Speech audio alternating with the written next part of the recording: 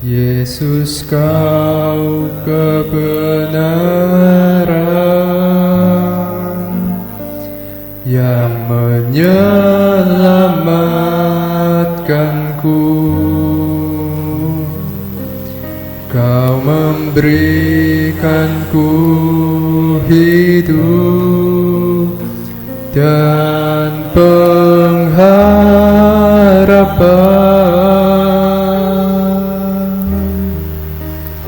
Ku ikut kehendak-Mu, ku perlu anugerah-Mu. Ku nyatakan janjiku kepadamu.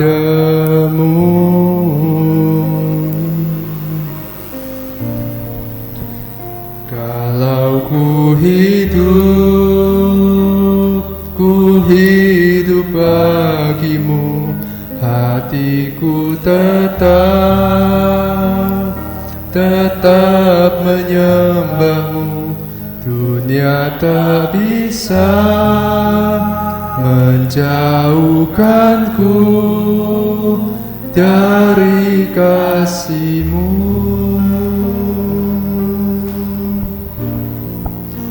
Selama ku hidup bagimu, mataku tetap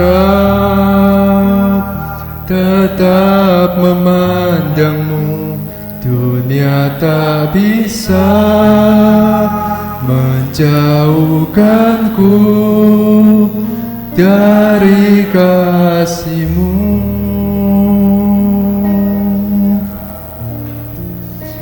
Selama ku hidup bagimu, mataku tetap memandang-Mu. Dunia tak bisa menjauhkanku dari kasih-Mu. Tuhan Yesus, Bapa di dalam sorga, terima kasih pada sore hari ini seberapa kelompok pria yang ada. Kami bersyukur Tuhan karena kemurahan-Mu, karena kekuatan-Mu, karena pertolongan-Mu saja Tuhan Yesus. Kami ada pada saat ini sebagaimana kami ada. Tuhan Yesus, kami mohon Kau mengampuni atas dosa kesalahan kami, sehingga Engkau melayakkan kami untuk datang di hadirat-Mu pada sore hari ini. Terlebih ya Bapa, kami boleh mendengar akan berita kebenaran firman-Mu yang kudus, firman-Mu yang berkuasa, firman-Mu yang benar, firman-Mu pasti terjadi. Amin, amin. Terima kasih Tuhan Yesus. Tuhan, kami juga berdoa, jikalau ada kuasa-kuasa yang mencoba menghalangi akan berita firman-Mu ini, kami panggil nama-Mu, kami bersatu hati di dalam nama Tuhan Yesus Kristus. Kami hancurkan, kami usir keluar. Allah Roh Kudus menguasai pikiran, hati, ruangan tempat ini. Terima kasih Bapa di dalam sorga. Kami menyerahkan hamba-Mu yang sebentar akan bersama-sama untuk belajar akan firman-Mu. Biarlah Allah Roh Kudus yang memimpin, Allah Roh Kudus yang menguasai. Dan apa yang keluar dari dalam hati adalah kehendak daripada Roh saja.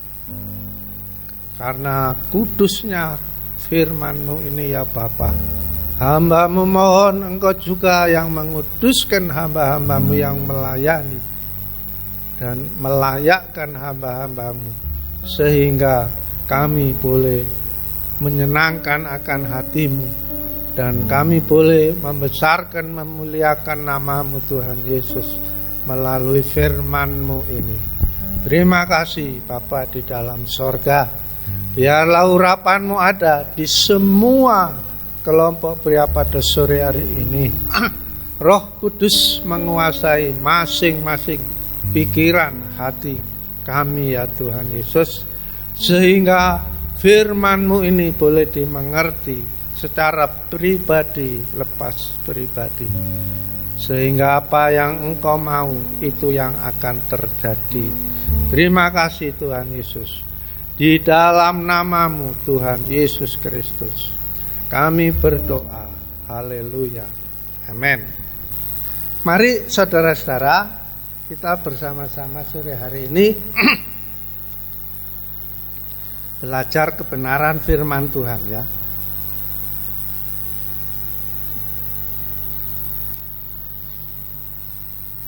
Saudara-saudara,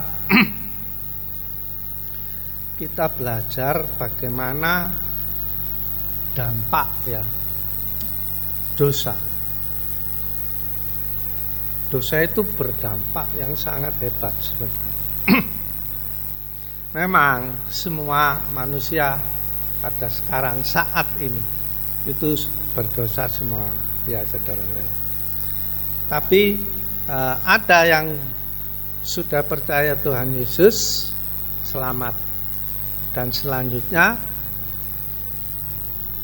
hidup hendaknya menurut kebenaran, menurut perintah Tuhan. Kan begitu ya saudara. Nah sekarang kita ini yang sore hari sudah percaya Tuhan Yesus, dan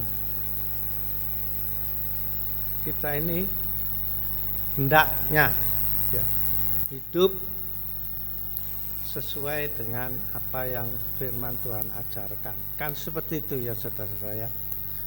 Nah terus pertanyaannya, apakah kita enggak berdosa? Maksudnya apa kita sudah sempurna? Nah, ini kan pertanyaan juga ya. Walaupun kita sudah percaya Tuhan Yesus selamat, itu orang Kristen nantinya ada yang tidak selamat. Mari kita buka di Matius pasal 7.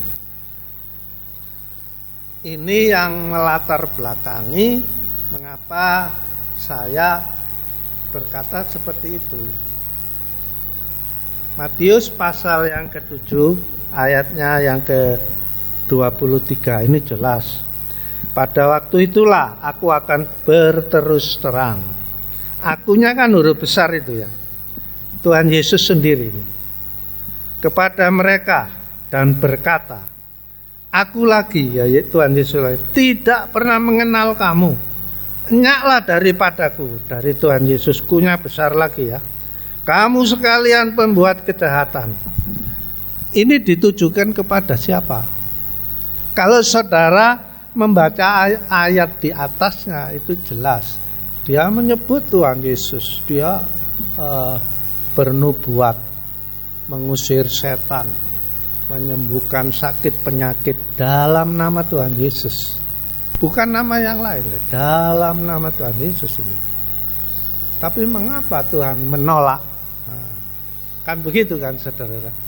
Jadi kalau ditarik kesimpulannya, orang Kristen yang tidak bertobat istilahnya ya, karena dia masih dalam hidup juga di dalam dosa, itu ditolak oleh Tuhan sendiri ya. Apalagi yang belum percaya sudah nggak usah kita bahas ya. Nah saudara-saudara, di sini kan pembuat kejahatan. Pembuat kejahatan itu kan berarti berdosa ya saudara ya. Nah inilah yang kita akan belajar, bahwa dosa itu berdampak sangat hebat ya. Ini melanda mengenai orang percaya loh saudara-saudara. Orang percaya loh. Kalau kalau kita merenungkan firman di Matius pasal 7 tadi, itu pun orang dianggap orang Kristen, tapi juga bukan sembarangan ya. Karena di situ itu bisa membuat bermacam-macam nubuat, mujizat, kesembuhan, ya. Kan berarti nggak kelas teri lah istilahnya, ada kelasnya ya. Tapi mengapa bisa terjadi seperti itu? Nah, saudara-saudara, kita akan sama-sama belajar ya. Kita sekarang belum sampai kepada saat Matius pasal yang ke-7 ayatnya yang ke-23 itu. Belum sampai ke sana. Kita masih misal ini perjalanan dari ini ke pintu itu, kita masih dalam perjalanan ya.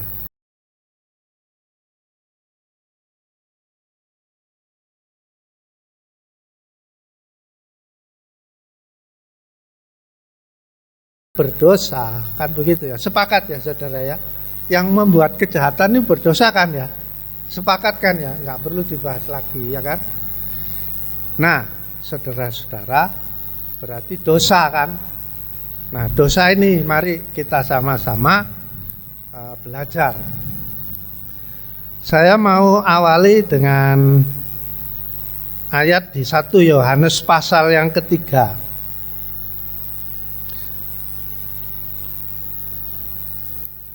1 Yohanes pasal yang ketiga ayatnya yang ke-4.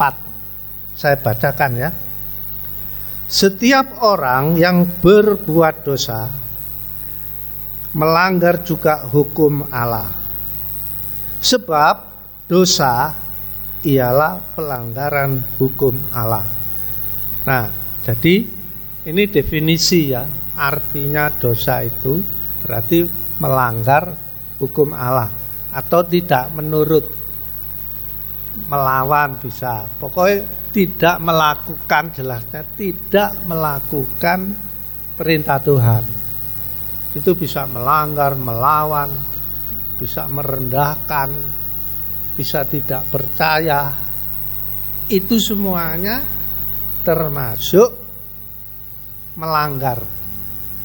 Jadi jelas ya. Nah, saudara-saudara, sebagaimana yang 1 Yohanes 3 ayat 4. Dosa sudah jelas, ada definisinya ya. Artinya jelas dosa ya. Sekarang mari saya teruskan ke Roma pasal 6.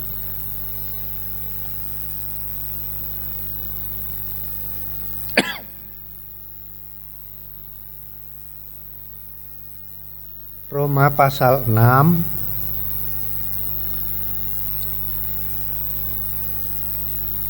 ayatnya yang ke-23. Roma pasal 6 ayatnya yang ke-23.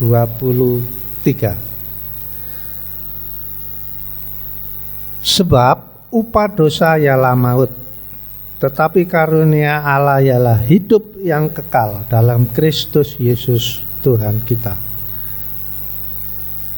Jadi di sini jelas ya, kalau mau hidup yang kekal, selamat itu hanya di dalam Kristus Yesus, dalam Tuhan kita Yesus Kristus. Di luar itu kita harus singkirkan ya, tidak ada keselamatan.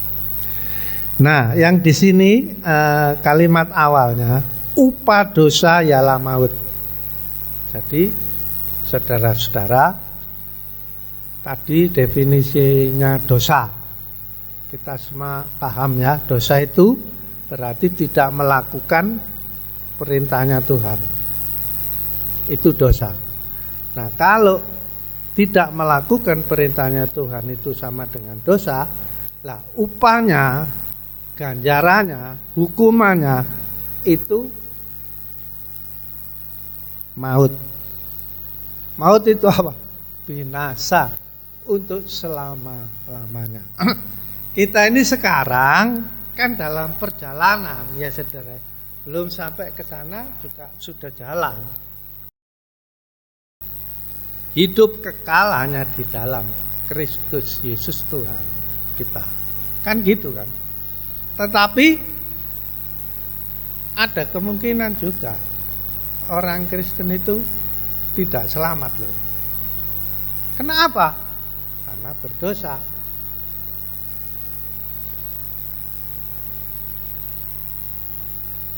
Sudah ya, kita bisa paham ya, bisa ngerti lah ya. Bisa ngerti apa enggak? Ya, bisa ngerti kan ya. Berarti ada kemungkinan ini ya. Dan itu ada. Bukan tidak ada loh. Ada. Karena kitab ini kalau ditulis itu berarti iya dan benar dan seperti itu terjadi, ya kan. Sekarang kita yang ada pada sore hari ini jangan sampai menjadi bagian yang ditolak. Kan begitu kan. Nah, mari sama-sama kita belajar. Karena kita masih dalam perjalanan sampai pada akhir. Nah, yang menyebabkan itu adalah dosa kan, ditolak. Nah, dosa itu sudah dijelaskan upahnya maut, hukuman kekal. Ini satu poin, ya saudara, kita sudah sampai di situ. Nah, sekarang poin-poin berikutnya. Saudara-saudara, kalau saja si A misalnya, dia orang Kristen, sudah percaya Tuhan Yesus, ya. Tapi si A ini melawan perintah Tuhan, sehingga pada akhirnya si A ini harus menerima hukuman maut, kan begitu ya? Kalau si A ini akhirnya binasa, gitu aja mudahnya ya, binasa kan? Ya itu memang perbuatannya dia, ya kan gitu kan? Ya itu harus dia yang terima, harus dia menerima, karena memang dia berbuatnya seperti itu. Nah ini saudara-saudara, kenapa saya tadi ngomong dosa itu dampaknya itu hebat, ya saudara. Lah mari kita bersama-sama belajar dampaknya dosa. Kalau yang melakukan ya sudah jelas dia harus terima, tapi ini dampaknya ini ada. Mari kita belajar sama-sama di Yosua pasal yang ke-7 ya. Ayatnya yang ke-4. Maka berangkatlah kira-kira 3.000 orang dari bangsa itu ke sana. Tetapi mereka melarikan diri di depan orang-orang Ai. Sebab orang-orang Ai menewaskan kira-kira 36 orang dari mereka. Orang-orang Israel itu dikejar dari depan pintu gerbang kota itu sampai ke Sebarim dan dipukul kala di lereng. Lalu tawarlah hati bangsa itu amat sangat. Ini saudara-saudara, enggak saya baca semua ya. Nanti saudara baca di pasal 7 ini. Ini cerita bangsa Israel setelah menguasai kota Yeriko. Setelah menguasai kota Yeriko, terus akan meneruskan lagi menguasai kota Ai. Kota Ai ini terlalu kecil ya dibanding Yeriko, kuat besar ya. Tapi orang Israel ini bisa dikalahkan, bahkan jatuh korban, meninggal 36 pasukan lah ya, ikut perang kan, itu zaman waktu perang. Nah, di sini saudara-saudara kita mau belajar dari kisah ini, dari kejadian ini ya, terjadinya ini sampai kalau diceritakan di sini pemimpinnya adalah seorang pemimpin yang hebat sebenarnya, hamba dari Musa ya, Yosua. Nah, Yosua ini sampai juga nyarislah putus asa ya, kok dengan kota Ai saja kita nggak bisa menang, bahkan bisa kalah, bahkan jatuh korban ya.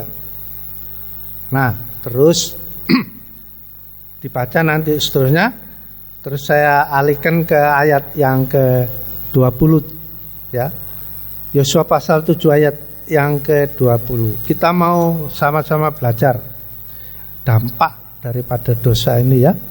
Saya bacakan pasal 7 ayat 20. Lalu akan menjawab Yosua, katanya, benar, akulah yang berbuat dosa terhadap Tuhan Allah Israel, sebab beginilah perbuatanku. Jadi di sini ada yang namanya Akan ya. Ini orang Israel ini. Nah, dia yang berbuat dosa. Saudara-saudara, ini kita harus menarik pelajaran dampak daripada dosa. Hanya Akan satu orang, sehingga menewaskan, jatuh korban 36 pasukan meninggal, dan dikalahkan oleh lawan yang sederhana lah ya, dianggap sederhana, sehingga pemimpinnya pun itu sempat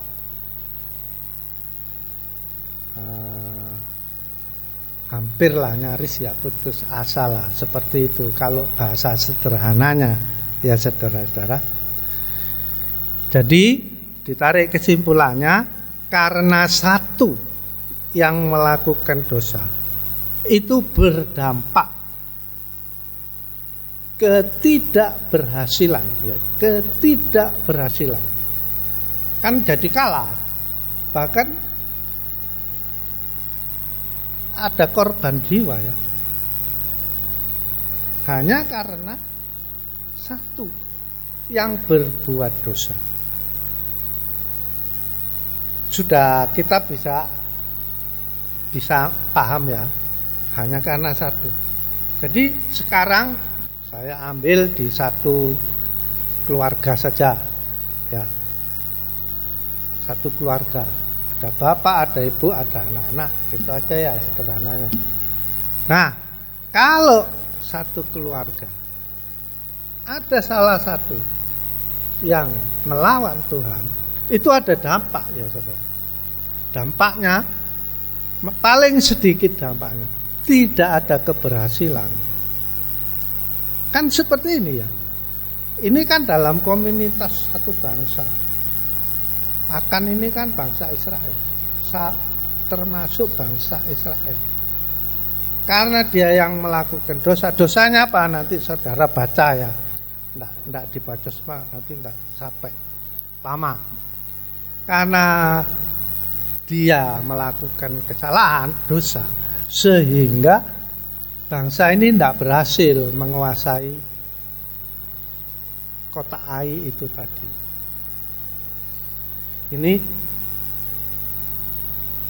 Ini kan apa ya, tragis ya.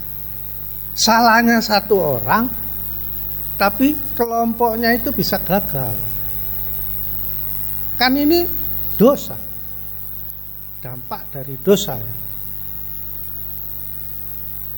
Kalau disederhanakan itu di satu keluarga.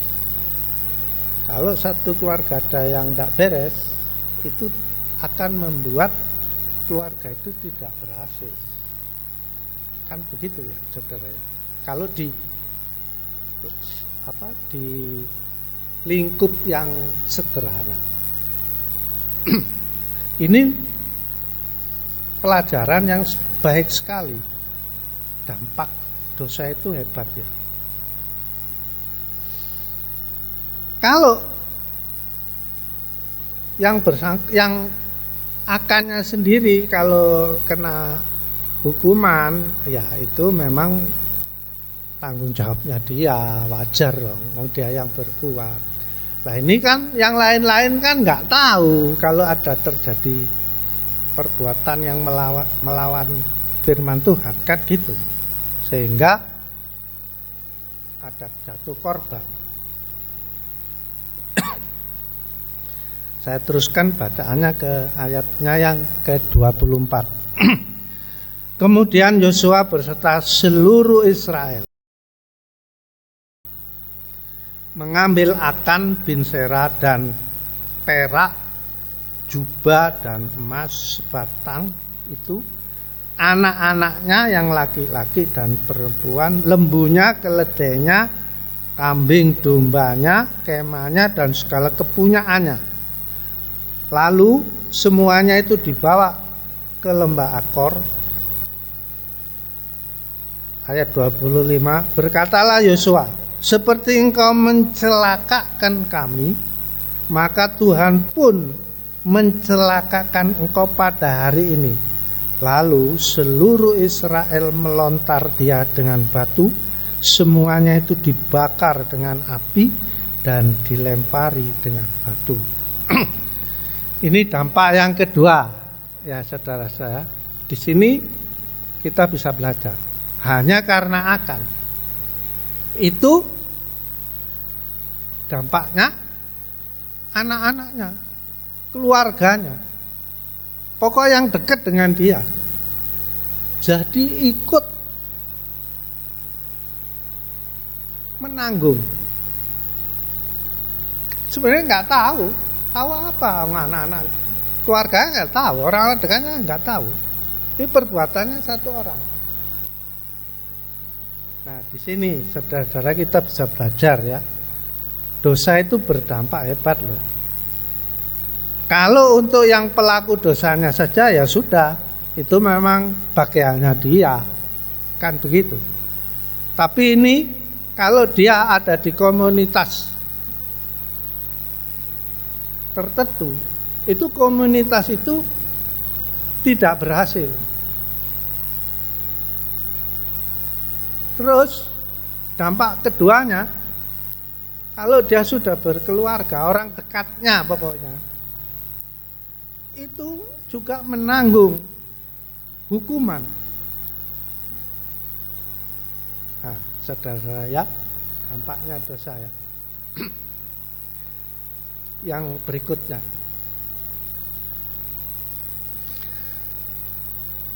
sudah dua ya tadi ya. Mari saudara-saudara,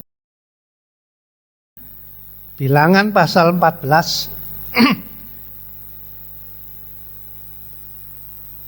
Bilangan pasal 14 ayatnya yang ke-18. Saya bacakan ya. Tuhan itu berkepanjangan sabar dan kasih setianya berlimpah-limpah. Ia mengampuni kesalahan dan pelanggaran, tetapi sekali-kali tidak membebaskan orang yang bersalah dari hukuman. Bahkan ia membalaskan kesalahan bapak kepada anak-anaknya, kepada keturunan yang ketiga berarti cucunya, dan keempat cicitnya. Ini kan ngeri, saudara. Dia ini nggak ngerti apa-apa, mungkin belum lahir ini, yang cicit ini nantinya ditanggungkan loh ini, karena Tuhan membalaskan ini sampai keturunan yang keempat. Kan kasihan, saudara. Anak, cucu, cicit nggak tahu apa-apa. dia harus menanggung hukuman. Nah, sekarang saudara-saudara, kita semua udah belajar ya. Paling sedikit sudah mendengar, sudah paham dampak daripada dosa itu. Kalau untuk si pelakunya itu dihukum, itu wajar, karena dia harus menanggung kan gitu. Tapi kalau orang dekatnya, kan kasihan ya saudara ya. Kalau untuk kelompoknya, komunitasnya atau grupnya, kan kasihan.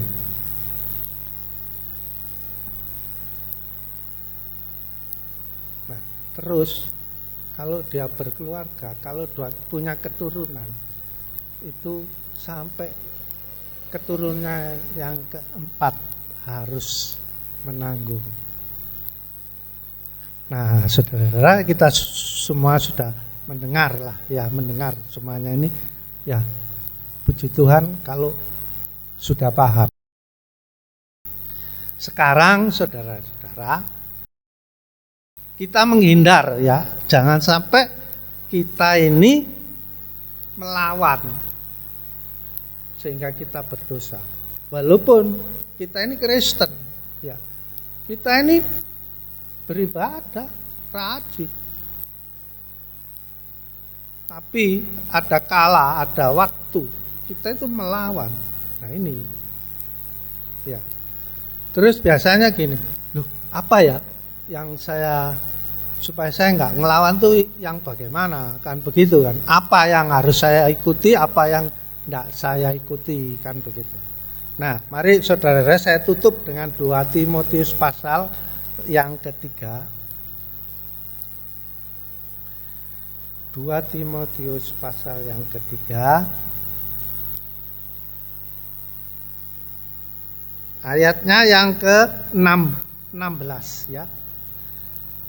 Segala tulisan yang diilhamkan Allah memang bermanfaat untuk mengajar, untuk menyatakan kesalahan, untuk memperbaiki kelakuan, dan untuk mendidik orang dalam kebenaran. Yang diilhamkan Allah itu ya ini saudara, firman Tuhan.